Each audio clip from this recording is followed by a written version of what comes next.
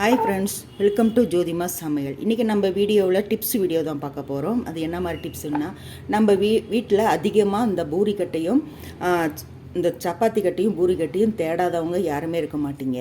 ஏன்னா நம்ம இட்லி பாத்திரம் மாதிரி ஒரே குண்டாவில் போட்டு வைக்க முடியாது. இது ஒரு இடத்துல போயிடும், இது ஒரு இடத்துல இருக்கும். இன்றைக்காவது ஒரு நாள் நம்ம பூரி சப்பாத்தி சுடுறோங்கும்போது இது ரெண்டும் ஒரு இடத்துல இருக்காது. அது மட்டும் இல்லாமல் இதில் வச்சா உருண்டுட்டு போய் விழுந்துடும், ஒரு இடத்துல நிற்காது.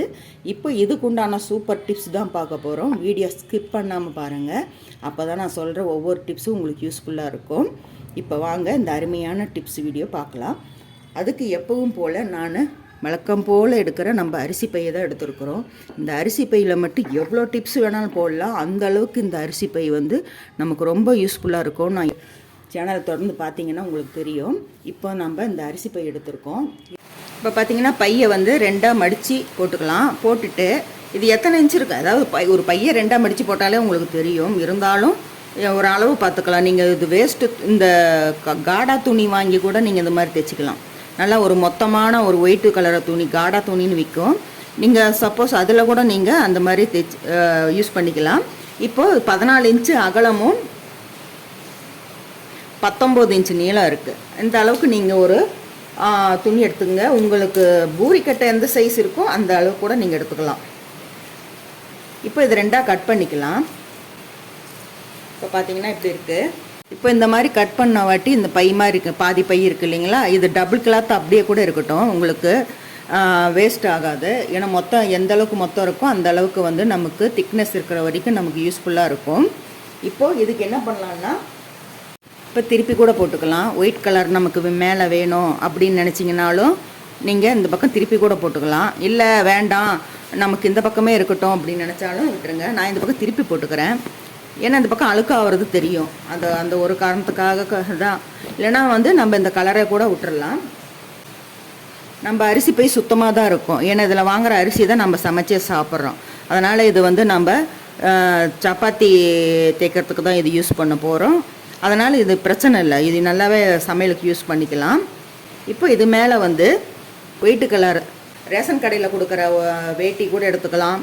இல்லை நீங்கள் ஒரு 1/2 மீட்ரு காடா துணி கூட நீங்கள் வாங்கிக்கலாம். இந்த பையளவுக்கு வச்சு நாம் தைச்சிக்க போகிறோம். வீடியோவில் என்ன சத்தம் வருதுன்னு பார்க்காதீங்க. எங்கள் ஊரில் காலையிலேருந்து சரியான மழை. அதனால தான் அந்த வீடியோவிலையும் நல்ல சத்தமாக இருக்கும். அதனால் நீங்கள் அட்ஜஸ்ட் பண்ணிக்கோங்க. ஏன்னா இந்த வெயிலுக்கு நல்லா மழை பெஞ்சால் தான் நல்லது. இப்போ பாருங்கள், இந்த பை மேலே இந்த துணியை வச்சு சுற்றிலையும் அந்த பிசுறு தெரியக்கூடாதுன்னா நீங்கள் ஓரத்தில் இப்படி மடித்து வச்சு கூட தைச்சிக்குங்க. இப்போ பாருங்கள், எல்லா பக்கமும் தைச்சிட்டு வந்தாச்சு. இப்போ அந்த நீட்ட வாக்கில் இருக்கிற பக்கம் வந்து ஒரு 3.5 இன்ச்சுக்கு மடித்து தைச்சிக்குங்க. இந்த மாதிரி இப்படி. இப்போ பாருங்கள், மடித்து தைச்சாச்சு. இது நான் ஏன் மடித்து தைக்கிறேன்ட்டு நான் கடைசியாக சொல்கிறேன். இப்போ வந்து என்ன பண்ணோன்னா, இப்போ குறுக்க நடுக்குமா ஒரு 2 இன்ச்சுக்கு இப்படி வரிசையாக தையல், இந்த பக்கமும் தையல் நிறையா போட்டுக்கோங்க. நான் ஏன் ஆப்போசிட் கலர் எடுத்திருக்கேன்னா அப்போ தான் உங்களுக்கு தெரியும். அதனால் நான் வந்து ஆப்போசிட் கலர் எடுத்திருக்கேன். இந்த மாதிரி தையல் விடும்போது இதிலே விட்ட இடத்துல ரிப்பீட்டாக வந்து நல்ல திக்னஸ்ஸாக ஒரு 2 தடவை இல்லைன்னா 3 தடவை கூட இந்த மாதிரி விட்டுக்குங்க. உங்களுக்கு எந்த அளவுக்கு திக்னஸ்ஸாக அந்த தையல் வருதோ அந்த அளவுக்கு உங்களுக்கு சூப்பராக இருக்கும். இப்போது ஒரு தையல் விட்டுருக்கு, அது மேலேயே கூட அப்படி தைச்சிட்டு போயிட்டு மறுபடியும் இதுலேயே கூட ரிட்டன் வந்துட்டு மறுபடியும் இப்படி போயிட்டு இப்படி ஜிக்ஜாக்கு மாதிரி நம்ம தைச்சிக்கிட்டே போகலாம். யூசி நூல் எடுக்காமே தைக்கலாம். அது மாதிரி தைச்சிட்டு பார்க்கலாம். இப்போ இதெல்லாம் தைச்சாச்சு. அதுக்கு இன்னொரு மாதிரியும் தைக்கலாம். இந்த பொட்டனை கட்டுற இந்த ஹோட்டலுங்களெல்லாம் இந்த பொட்டனை கட்டி கொடுப்பாங்க இல்லைங்களா, அந்த நூல், அது வந்து இந்த பாபினில் சுற்றி கூட நீங்கள் அந்த கேஸ் வந்து கொஞ்சம் லூஸ் பண்ணி விட்டுட்டிங்கன்னா நீங்கள் அதை கூட நம்ம மேல் பக்கம் வரணும்னா நம்ம இப்படி திருப்பி போட்டு தைச்சிக்கலாம். இல்லை இந்த பக்கம் வேணும் அப்படின்னா நம்ம இந்த பக்கம் திருப்பி போட்டு தைச்சிக்கிட்டிங்கன்னா நம்ம இந்த மாதிரி 3 தையல் 2 தையல் விட வேண்டியதில்லை. இது எதுக்காக விடுறோம்னா ஒரு கிரிப்னஸ்க்காக தான் விடுறோம். லூஸ் பண்ணி விட்டுட்டிங்கன்னா அதில் வரும் இந்த நூல். அப்படி தைச்சிக்கிட்டிங்கன்னா உங்களுக்கு ஒரே தையலாக போயிடும். இப்போது எனக்கு இன்னொன்று என்ன தோணுதுன்னா, நடுவில் கொஞ்சம் இந்த பழைய காலத்துலலாம் பிளாஸ் பேக் போகும்போது ஒரு ரிங்கு சுற்றும் இல்லைங்களா, அந்த மாதிரி ஒன்று தைச்சிக்கலான்னு தோணுது. அந்த மாதிரி இருந்துச்சுன்னா ஒரு நல்லா இன்னும் கொஞ்சம் இதாக இருக்கும். இப்போ அந்த மாதிரி தைச்சிட்டு பார்க்கலாம்.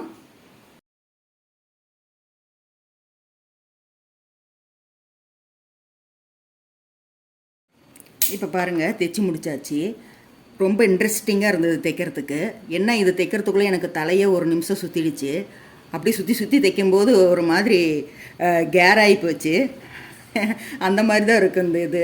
இப்போது இந்த மாதிரிலாம் தைச்சாச்சு. இது இப்போ என்ன பண்ணலான்னா இதில் சப்பாத்தி வந்து தேய்ச்சா வருமா அப்படிங்கிறத பார்க்கலாம்.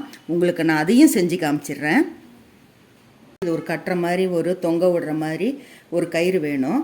அதுக்கு நான் ஒரு 6 இன்ச்சுக்கு 6 இன்ச்சுக்கு 2 பீஸாக இப்படி கைப்பிடி மாதிரி இது வரைக்கும் கட் பண்ணி தைச்சிக்கிறேன். இப்போது இது இந்த இடத்துல அப்படியே இது மேலே வச்சுட்டு இது கீழே இப்படி வச்சுட்டு ஒரே தையலாக விட்டுக்கலாம். இந்த இடத்துல ஒரே தையலாக கூட விட்டுக்கலாம். எங்கிட்ட இந்த நாடா கயிறு புதுசாக இருந்ததுனால நான் இது வச்சுட்டேன். உங்கள்கிட்ட வேறு கயிறு இருந்தாலும் கூட நீங்கள் இந்த மாதிரி வச்சு தைச்சிக்குங்க. இப்போ இதில் சப்பாத்தி தேய்ச்சி பார்க்கலாம், கரெக்டாக வருதான்னு பார்க்கலாம். நம்ம தைச்சதோடு மட்டும் இல்லாமல் சப்பாத்தியை தேய்ச்சியே பார்த்துடலாம். அதுக்கு முன்னாடி கரெக்டாக கொஞ்சம் மாவு போட்டுக்கலாம். எப்பயும் சப்பாத்தி கல்லில் போடுற மாதிரி தான். மாவும் கரெக்டான பதத்தில் பிசைஞ்சிருக்கணும்.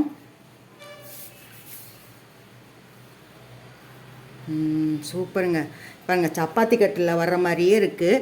ஆனால் நீங்கள் வந்து இதில் எண்ணெய் தடவி தேய்க்கக்கூடாது. இதுக்குள்ளே எண்ணெய் விட்டு வேணால் தேய்ச்சிங்க. நிறைய பேர் வந்து சப்பாத்தியில் வந்து எண்ணெய் விட்டு சுட மாட்டாங்க, ட்ரையாக தான் சுடுவாங்க. அப்படியே உங்களுக்கு எண்ணெய் ஆயிடுச்சுன்னாலும் உங்களுக்கு இது துவைச்சி போட்டுக்கலாம். இந்த துணியை வந்து துவைச்சி போட்டுக்கலாம். அதனால தான் நம்ம வந்து செஞ்சது. இப்போது நம்ம சப்பாத்தி பாருங்கள் எப்படி இருக்குன்ட்டு கரெக்டாக கட்டையில் தேய்க்கிற மாதிரியே வருது. அதுக்கு தான் நம்ம இந்த தையல் விடுறது. இந்த மாதிரி தையல் விடங்காட்டியும் தான் நமக்கு இந்த மாதிரி தேய்ச்சா விரிஞ்சு போகும். இல்லைன்னா நம்ம அதை பிளேனாக இருந்துச்சுன்னா அது வந்து விரியாது, அப்படியே இருக்கும். பாருங்கள் அப்படியே ஒட்டாமல் வருது பாருங்கள், அப்படி நகருது அப்படியே மாவு.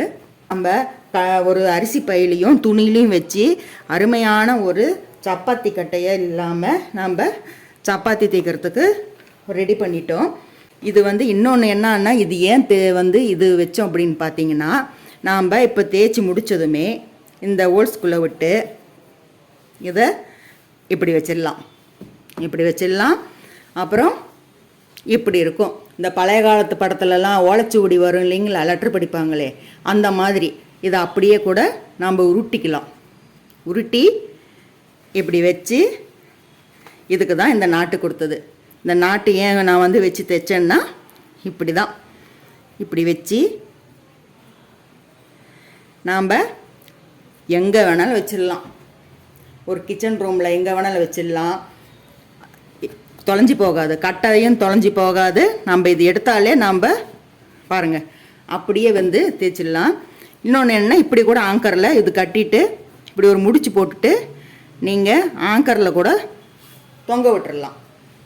அதுக்காகவும் தான் இந்த மாதிரி தொங்கவும் விட்டுறலாம். 2 இதாகவும் யூஸ் பண்ணிக்கலாம்.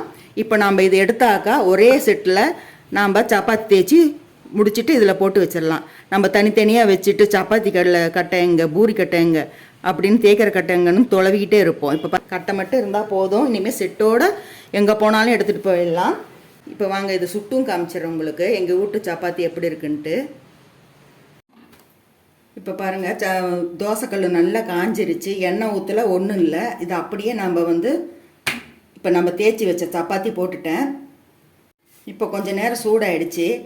எங்கள் வீட்டு சப்பாத்தியெல்லாம் ஒரு சேப்பாக தான் இருக்கும். ஏன்னா நம்ம வந்து மடித்து போட்டு தேய்க்கிறதுனால கரெக்டாக ரவுண்டாலாம் இருக்காது. சப்பாத்தி மேக்கர் தயாரித்து அது கூடவே சப்பாத்தியும் செஞ்சு காமிச்சிருக்கேன்.